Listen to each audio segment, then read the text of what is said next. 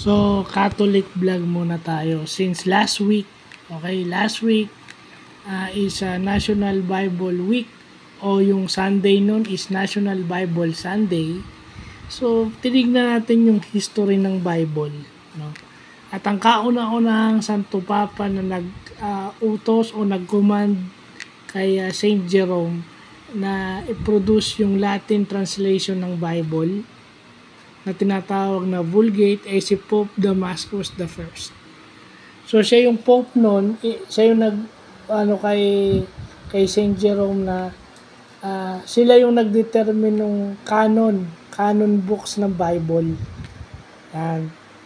Okay? So kasi yun yung sinasabi na yung Bible na ginagamit ng mga Kristiyano is a Catholic Bible. Okay, yun. Nagkaroon lang ng iba't ibang denominations yung mga Kristiyano, pero yung original at nag-iisa is yung Catholic Church. Catholic o Universal Church. The word Catholic means universal, di ba? So, yun. Kasi every last week of January at yung Sunday nun is National Bible Sunday. So, lahat ng may kaugnayan sa scriptures, dyan tinitrivia the whole week. No? Kasi ito yung mga hindi pinapansin. No? Ito yung hindi pinapansin. Kasi kung may pumapansin man dito, yung sa bahay-bahay. Kumbaga sa barangay level lang to, hindi umaangat sa municipal level hanggang sa national level. Hindi. Pang bahay-bahay lang to kasi Bible sharing, ganito, ganyan. So, yun yung minsan nakakalimutan natin, no?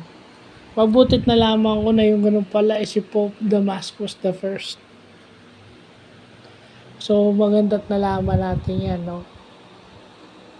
And then kasi after yung Bible ni Saint Jerome, yung Latin Bible, sumunod naman yung Gutenberg.